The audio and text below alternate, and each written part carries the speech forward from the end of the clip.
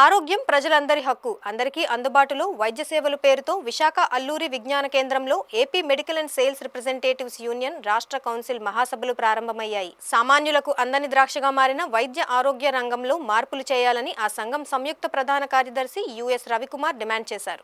మందుల పరికరాలపై పన్నుల భారాన్ని తగ్గించి వాటి ధరలు తగ్గించాలని విజ్ఞప్తి చేశారు. అలాగే ప్రభుత్వ రంగంలో నడిచే మందుల తయారీ పరిశ్రమలను, వ్యాక్సిన్ కంపెనీలను పునరుద్ధరించాలని, అప్పుడే పేదవాడికి అందుబాటు ధరలో వైద్య సేవలు లభిస్తాయన్నారు.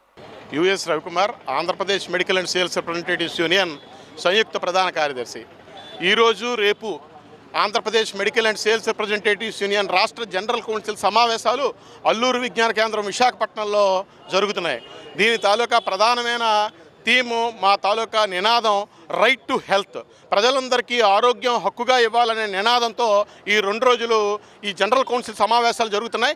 దీనికి ముఖ్య అతిథిగా ఉత్తరాంధ్ర అభివృద్ధి వేదిక కన్వీనర్ అజయ్ శర్మ గారు, పెదవీర్రాజు గారు, సుబ్బరాజు గారు లాంటి డాక్టర్సు, అదేవిధంగా సిఐటియు రాష్ట్ర అధ్యక్షులు ఏవి నాగేశ్వరరావు గారు ఇనాగరల్ సెషన్లో పాల్గొంటున్నారు. ముఖ్యంగా మా డిమాండ్స్, ప్రజలకు సంబంధించిన డిమాండ్స్, మందుల పరికరాల మీద ఎటువంటి పన్ను ఉండకూడదనేది మా తాలూకా ప్రధానమైన డిమాండు. ఈరోజు క్యాన్సర్ డ్రగ్స్ కానీ, నిత్యావసర మందులు కానీ విపరీతమైన ధరలు ఉండడం వల్ల ప్రజలు వాళ్ళ ఆస్తులను కూడా అమ్ముకుని పేదరికంలోకి నెట్టబడుతున్నారు అనే అనేక రకాలైన సర్వేలు భారతదేశంలో చెప్తున్నాయి. ఈ నేపథ్యంలో మందుల మీద ఎటువంటి పన్ను ఉండకూడదని చెప్పి మా మొదటి డిమాండు. ప్రభుత్వ రంగ వ్యాక్సిన్ కంపెనీలని, మందుల కంపెనీలని పునరుద్ధరించడం ద్వారా మాత్రమే ప్రజలందరికీ నాణ్యమైన మందులు తక్కువ ధరకు వస్తాయనేది మా తాలూకా అభిప్రాయం.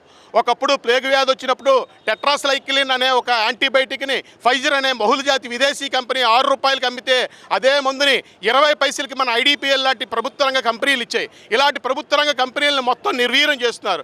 ప్రపంచానికి వ్యాక్సిన్ హబ్గా భారతదేశం ఉన్నదంటే కారణం దానికి ప్రభుత్వ రంగ వ్యాక్సిన్ కంపెనీలే కారణం అనేది ప్రపంచం మొత్తం తెలుసు. కానీ ఈ ప్రభుత్వ రంగ వ్యాక్సిన్ కంపెనీల్ని మూసేసి ప్రైవేటు వ్యక్తులకు ఇచ్చినప్పుడు Andhra Pradesh medical and sales representatives union, medical representatives union చేసిన పోరాటం వల్ల మాత్రమే రివైవ్ చేయబడ్డాయి. దానివల్ల మాత్రమే ఆశా వర్కర్లు ఊరు తిరిగి వ్యాక్సిన్స్ ప్రజలందరికీ ఫ్రీగా ఇస్తున్నారంటే కారణం దాని వెనకాతల medical and sales representatives union తాలూకా పోరాటం ఉంది.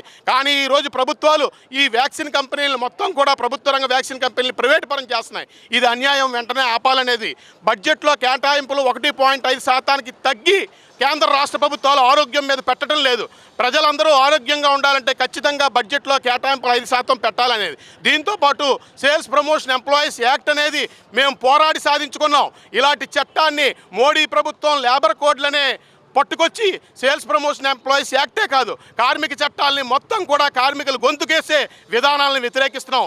లేబర్ కోడ్ని రద్దు చేయాలి, సేల్స్ ప్రమోషన్ ఎంప్లాయీస్ యాక్ట్ని పునరుద్ధరించాలని చెప్పి నిర్దిష్టమైన పని విధానం, statutory working rules medical and sales representatives ఉండాలని ఈ జనరల్ కౌన్సిల్లో మేము తీర్మానం చేయబడుతున్నాం. సమస్యలు పరిష్కరించిన నేపథ్యంలో ఇది ఒక పెద్ద ప్రజా ఉద్యమంగా ప్రజలందరికీ ఆరోగ్యం హక్కుగా ఇవ్వాలనే నినాదంతో పెద్ద ప్రజా ఉద్యమం చేస్తామని హెచ్చరిస్తున్నాం.